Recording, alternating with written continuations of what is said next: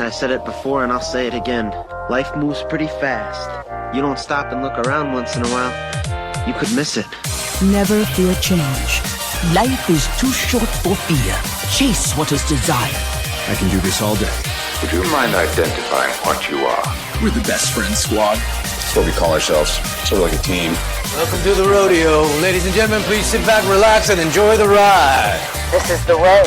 I have spoken.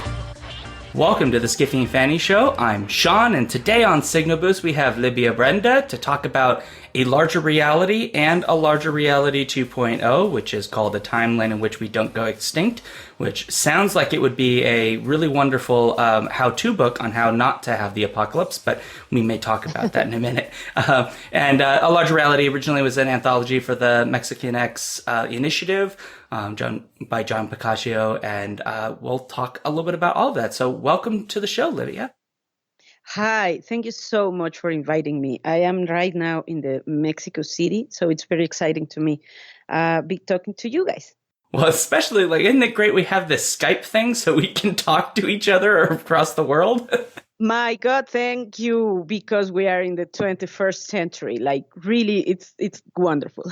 I'm in northern Minnesota, so I'm way on the, not quite all the way to the farthest north point you can get, but getting pretty close. Oh, yeah. Northern than me, for sure. Definitely, yeah. We definitely have weather that I imagine Mexico City has never seen. Well, we don't have snow here, so yeah, I think it's pretty different. Although now this week has been a little bit London-y because it has been raining and not sun. But no, we're nothing like you guys. You have below zero, freezing cold. Yeah, we're not quite there yet, but we're getting really close. So, and I'm a little excited. I love the cold. Oh, I bet. I prefer the cold, but bear in mind, I don't know those types of cold. So I may see snow in the movies, and someday I will get there and meet the snow for the first time. And I'm very excited about that perspective, actually. It should be fun. Well, let's start by getting you to tell us a little bit about A Larger Reality, the original anthology, and then A Larger Reality 2.0, or called A Timeline in Which We Don't Go Extinct. Yeah. Well, thank you so much for being interested in the project. As you said in the intro, A Larger Reality, the first anthology that was made past year in 2018, everything became together when John Picacio set the Mexican X Initiative, and he called us to be together and go to San Jose, California, to the WorldCon. And I literally had this idea of, why don't we make a book about our work? Because we are going to be together. And my idea was, I don't want to get to that party empty-handed. And also, in a more serious note, I want to have something to give people when they ask for our work. So if we were going to be together, I thought, let's put a book together because we are writers and stuff.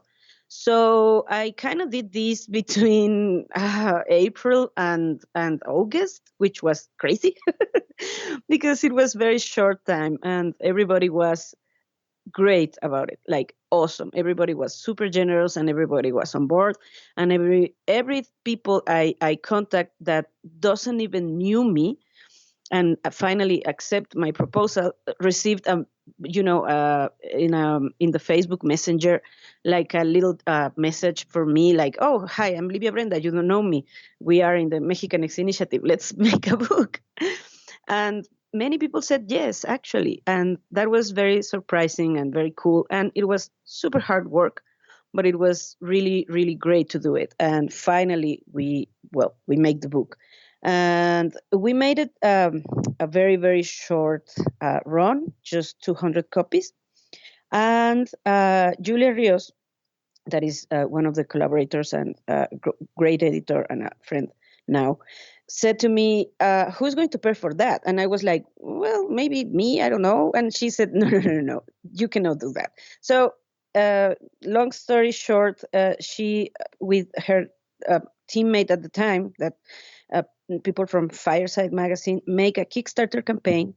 And thanks to that campaign, we we be able to pay the writers and the translators and everybody involved in the anthology, and to print the book. And we actually carried almost the 200 copies to San Jose, California in our suitcases, which was also crazy. So all those adventures you can, all those adventures you can read in MexicanXinitiative.com site, which not only contains the anthology for downloading from a Dropbox, but also get nominated for a Hugo this year, which was incredible. I was super excited because Julia put together all these interviews and material about we Mexican and Mexican American people going to the Worldcon and the whole experience. And the site became nominated for a Hugo in the best related work category. So this year we went to Dublin thanks to that. I remember I met you in Dublin. Yes, it was great. So it has been a really crazy, great, wonderful adventure, and very surprising, because if you had told me in January of 2018 that right now I will be talking to you about this, I will be laughed and I will be said, yeah, right. So it has been wonderful. So the thing with the Mexican X Initiative, among other many wonderful things, was that for us in Mexico, we said like, okay, so this is also for us. We are not just disconnected, even if we don't talk the same language. We can do stuff translating them. We can have like, a bonds, and we can make friends, and we can make work, work related things. So it was really great. And this year, because I am still the same crazy person that I was past year, I was like, I'm going to go to Dublin. Why don't we make another anthology? So I was like, okay, this is a silly note, but in a serious tone, or vice versa. I don't know. I am the next Wednesday, the next miércoles, I became 45 years old. It's going to be my birthday, the 30th of October. So at my age, I was like, I want to do things like not in the safe place necessarily, but I want to steer things a bit, because I think this is worth it. Science fiction has been my love, and literary, speculative, and fantastic literature has been my love, like for all my life. And I am a very slow writer, but as an editor, I have experience and I have like a lot of ideas, and I really, really like make books. I really, really love to coordinate projects. I don't know why, because it's really hard work and sometimes it's a pain in the ass, but I really like to do it. So I saw this opportunity and I said, okay, this is not, for me, this is not about making money or even making working connections, which is a very maybe silly way to thinking, because I'm not thinking in a capitalist way. I'm thinking more in a I don't know, outside of the system way. But that being said, I really like to create projects. So I thought I'm going to make a new project now, but I'm not going to make the same thing that I did past year, because number one, where is the fun in that? Number two, I think we can do more things. Like we can try new things and take little risks. So this year, I put together another anthology, which has more than 50 people involved. It has no money on it, which is a bummer, because I would love to be able to pay my collaborators, but I didn't do it on time, so I couldn't cover that part. But people still being generous and still being great and still being like, no, this project sounds cool, wanted to participate. So I literally just took the name of the first anthology and make it like the I don't know how to call it in English, but make it like the slogan. Yeah, kind of a slogan. And this is number 2 because it's the second of the series, but I am thinking of making a series until, I don't know, I get rid of ideas, I guess. So this is the number 2. But the title, as you said, is a timeline in which we don't go extinct. And this is due to I said to the people that were writers and also illustrators and also scientists, I said to them, I'll give you three themes based on science, and you can pick whatever theme you want, and you can make your thing. You can make a short story, or you can make an illustration or a comic, or you can make a scientific article for people that is not a specialist. And everybody was like, "Oh, it sounds good. It sounds cool. Yeah, give me the three themes." So I gave them bacteria and viruses. I'll give them the PKG, like volcano, lava, dinosaur thing. And I gave them alternative universes and string theory and stuff theme. Those three themes were the basis of the new anthology. And each writer make a just 350 word short story, like flash fiction actually. Each illustrator make whatever they wanted. I have 12 people making illustrations. John Picasso was super generous past year, and he donated the cover image. And this year he did practically the same. He gave me an image that was not created for this anthology, but was like, the donation was you can use this as your, like, the equivalent of a cover, because this year I do not have a printed book. I have a electronic publication, a dynamic publication. Anyway, the scientists I just like pick one theme for each, and they wrote an article about one article about one of the themes, and that became the new anthology basically. And because I didn't think that just doing a static website was a real electronic publication, and then I encountered with a team that makes really great stuff. They make this proposal about making, it's like a video game, like an old-fashioned video game, in which you go, like the computer tells you what to do, and you type things and you make choices and you go. And as long as you go in the video game and you go up into levels, you receive as prizes, a short story or an image or an article.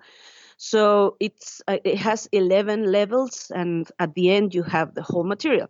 Now, if you said, "Oh, come on, I cannot be bothered with that," there is also a plain, nice, old-fashioned ebook. So I don't know. I think that sums everything up about the two projects. Yeah, and I'm glad you brought up the game. Everything you said has driven me in the directions for some of the questions I really wanted to ask you about. Yeah. But I guess I'll start with the game, and it's not so much, I guess, a question, because you kind of told us about it already. But I found it really interesting I was kind of playing around with it this morning, because when I went on there, I was like, well, there's a thing that says play. What do you mean play? It's a book. What are you talking about? And I started playing around with it, and I was like, oh, this is a thing where you could get sucked in for many hours, and I have to prepare for this interview, so I can't do that. So I played around with it a little bit, and I find it really interesting because it is like an interactive way of playing with a very classic medium, right? As you said, there is an ebook version in case, maybe the gaming aspect is not something that you connect with, but I thought it was just a really fun way to kind of approach having an anthology as having this mapping experience through a kind of text-based video game, and it was just really cool. Yeah, I think, as you said, it's an interactive publication. It's an interactive way. And I think, making books different than just linear reading, it's something that we have been doing for years now, even before internet, whatever. But that being said, here in Mexico, in science fiction, I haven't seen something like this. And it's not easy to make a really interactive publication, and it's not easy to pull everything up.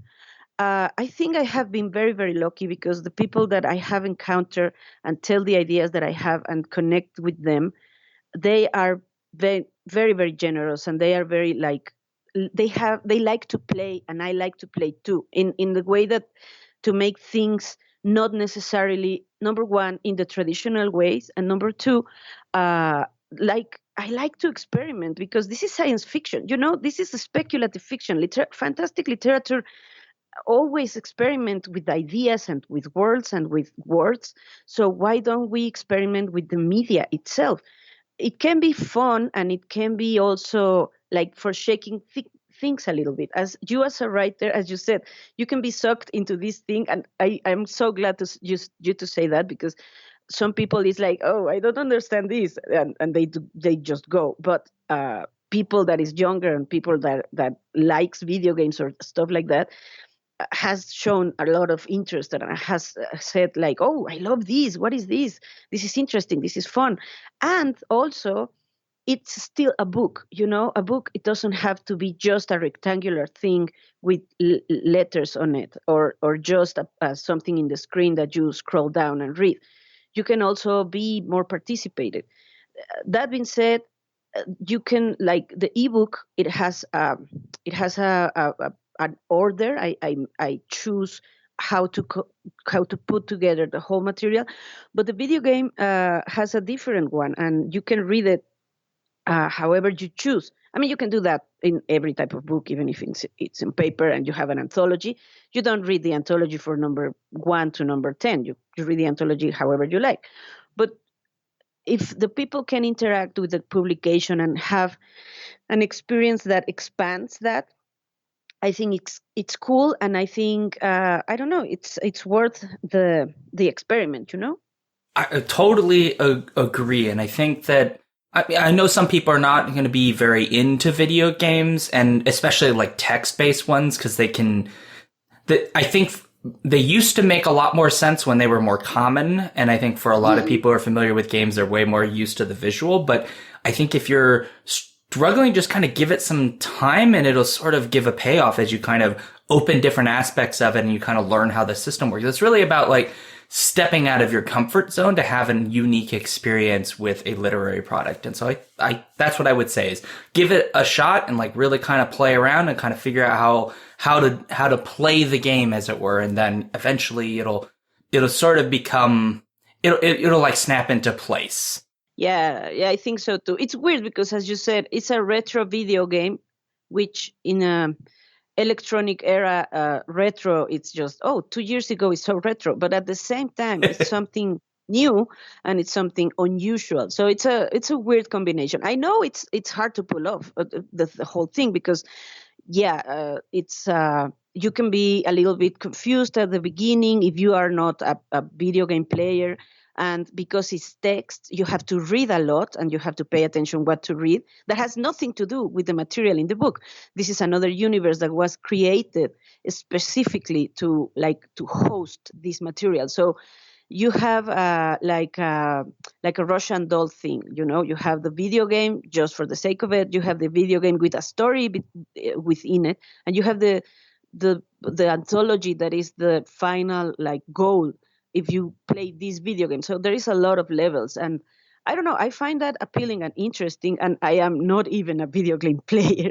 But when the people that made it proposed it to me, I was like very, very happy, because I was like, yes, let's make this experiment. Maybe it doesn't work. Maybe nobody plays it and people just download the ebook, which is fine.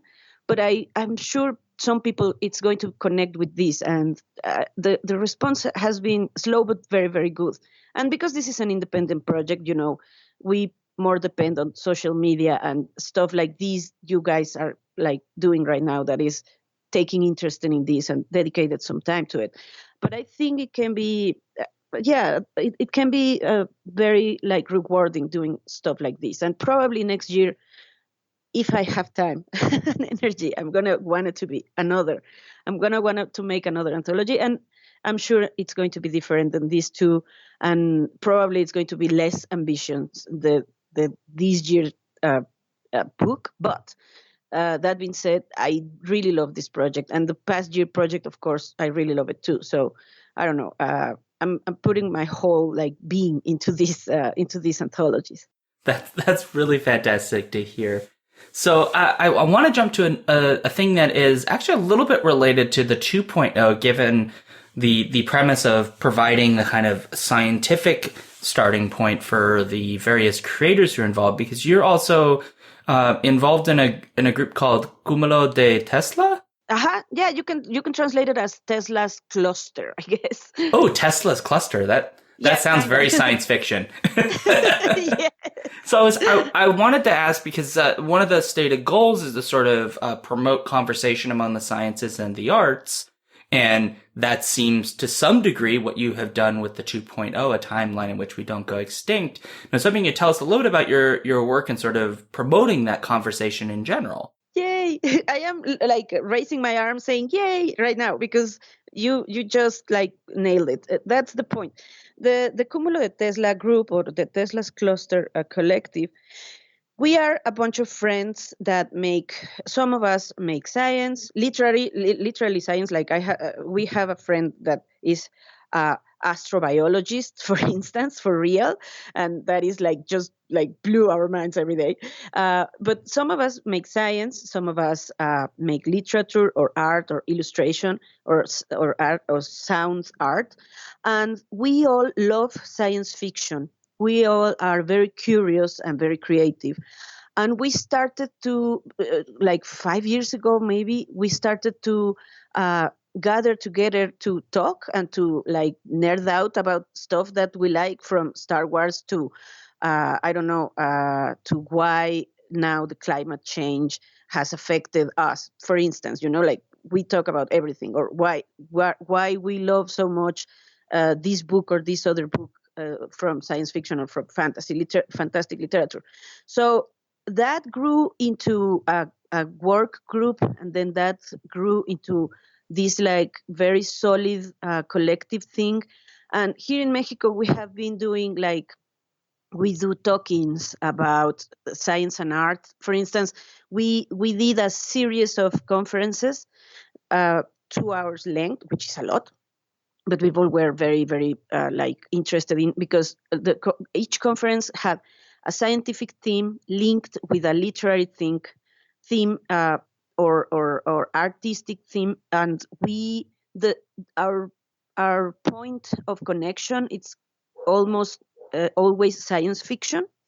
So, for instance, one of the talking was about Frankenstein and the whole Lord Byron and Villa Diodati thing, linked with the fact that year or the year before that, where a volcano exploded, and why they were a whole year went in the North Hemisphere, went without summer, and how that influenced Mary Shelley and Lord Byron and all the people in Villa Diodati, because they were gloomy and they were like not sun. So we linked history with science, with literature, and what discoveries influenced Mary Shelley and stuff like that. For instance, that is, we love to do that. So when I make this anthology, I work very closely also with Cúmulo de Tesla, not only because we work together in everything, but because I needed to, they to help me to gather scientific material to give to the authors, scientific material for non-specialists, hello, dear writer, if you want to write about viruses and bacteria, you can read this article for the Scientific American or whatever. So, yeah, that is the idea that was born and then became this new anthology, was in part product of those conversations with the Cúmulo de Tesla people, and the way of working, the collective collaboration, which is very, very important and very horizontal, and I am very drawn to that. It's also the result of having worked with that wonderful people. Well, that is really fantastic, and it is something that I also really want, on an academic level, for us to do more of, which is trying to promote conversation between the disciplines, because we often don't. It's sort of the humanities sits over there, and then the scientists sit over there, and it's but we need each other. Yes, exactly. We have to dance together. We have to have parties together and have fun, because for making science, you need to be curious. For making literature and art, you need to be curious. You need to ask questions. And for make science, you also need to be creative. And of course, to make an art, you need to be creative. But also to make an art, you have to be methodic and disciplined in some way, even if it's little. And of course, for make science, you need the method and the discipline too. So we are not so apart as we have became to believe in later years. We talk about how during 18th century and before that, the science and the arts were very together and were very in dialogue. So it's not like we want to go back. No, it's when we want to go further, but to rethink some stuff, replantear, like make new statements and find new ways to be together, because we need each other, and it's also it's way more fun to work like that. You have no idea how wonderful it is to have your scientific friend, a call away, and to make a WhatsApp message like, oh, why is this happening? And they are like, oh, this is happening because of this and that. And you're in your short story, you can be like, I have that scientific checked. So it's really fun, and I think I hope more people do that. I hope, as you said, in academy, we need that. We need to be more interdisciplinary. Yeah, absolutely. So I got to switch us to one last question, which unfortunately is not directly related, so there isn't a good segue. Okay. But the first A Larger Reality was intentionally published in both English and Spanish, and features writing from Mexican American and Mexican writers. And so I was really curious about sort of the process you went through. And I don't mean like every minute detail of like, how do you do translation? I mean more like the kind of the decision to have it be both, and sort of figuring out like, how do we go about translating everything? Because I imagine some work was written in Spanish and had to be translated to English, but I imagine also kind of went the other way. So you kind of, which you don't normally have in a book project where you're going both directions. It's usually one direction. And so I was really curious kind of about a little bit about the process of sort of making that decision and yeah. Yeah, well, the decision was like, I was thinking when I was talking to friends that were already in the Mexicanix initiative, and I already knew from Mexico, I was like, let's make a book and let's translate our work and let's give this to the English readers. And one of the friends, Ileana Vargas, said to me, why don't we make it bilingual? And I was like, oh my God, that's a fucking great idea. Because, sometimes you just think, I'm going to show the work from Mexico into the United States, so I have to translate it. But wait a minute. If we are making a gathering of people from both sides of the border, let's make it both languages. That way, everyone can read it. In Mexico, they can know people from the United States that probably they don't know, but also they can know the work that from the same country, which is Mexico, that they probably don't know. And of course, going to the United States with a book with Mexican people, you have to translate it, because here in Mexico, many people read in English, but there in the United States or other English countries, they don't read Spanish. So it was between necessity, adventure, and also like a good idea, like this is really bicultural. So I was immediately drawn to the idea. And this year it was the same. Everything was in both languages, because I also have Mexican American people this year, and it was great. It was not easy. It's not simple to do that. Past year was very, very lucky, because many short stories were already translated. Some of them I had to make translated, but it was great. This year, literally, a guy from Japan, Toshida, he wrote me and he said to me, if you want somebody to translate the material, if you are doing something, I can do it for free. And I was like, oh my God, you just fall from heaven. And he translated everything of the book this year. So yeah, the decision was because of that. I think it's important to show it in both languages and to maintain that like dialogue, the bicultural dialogue. Also, in a way, I guess it is kind of connected to the previous question, the desire to create dialogue between different, in this case, different cultures, language cultures, but, similar to the sciences and the arts.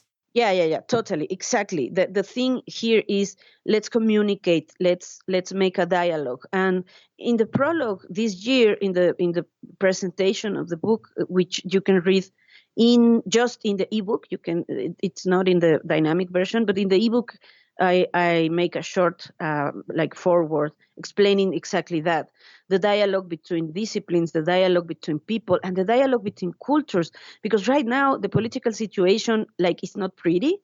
And right now, Mexican and Mexican American people in the United States, it's having not necessarily the best time. So yeah. I think it's important. Yeah, I think it's important. Okay, we make art, we make science. We are connected to the world. We are not in a marble tower alone doing our creations. We owe it to the society and to the people. So for me, it was very, very important to make it clear. I want the dialogue. We want the dialogue. We make art, so let's make it accessible for the most people that they want it. And that is our bet, that is our work is there, and you can access to it, and it's for free, and it's in both languages. So let's create dialogues, let's create open doors, let's create ways to go and come and communicate between disciplines, between people, between cultures, and let's make that for all the people that they wanted to participate. Well, I am on board. Thank you.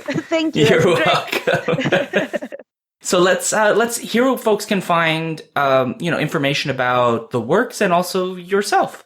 Yeah, well, the new anthology, it's in a larger reality.mx. That's as it sounds. You have to repeat the R because it's a larger and then reality. Everything is together, just one word. .mx. And the past anthology is at the mexicaninitiative.com site, and that you can see the whole work that was nominated for a Hugo, but also you can download the anthology in different formats of an ebook, even a PDF, I guess, and you can download it in English or in Spanish. And the PDF, it has both. So I'm gonna put, by the end of the year, I wanted to put both in the same website, but in between, you can find that in those two websites. And about me, I don't know. You can read my my short bio in the new book. I am an editor. I am a writer, and I'm Mexican.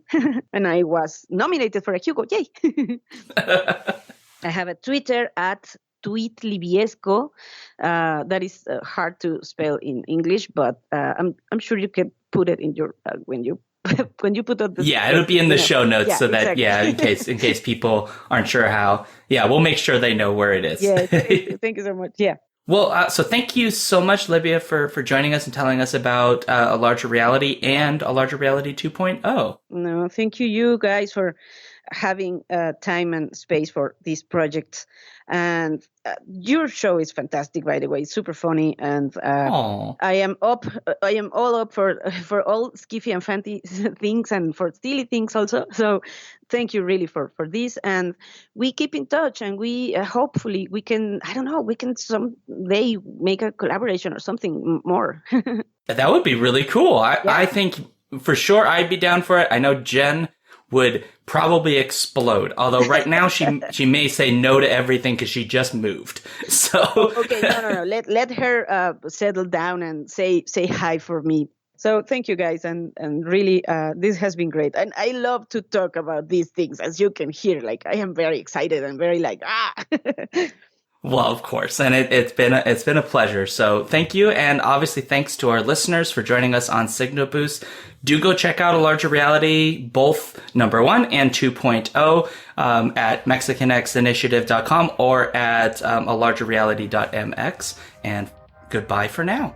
Goodbye.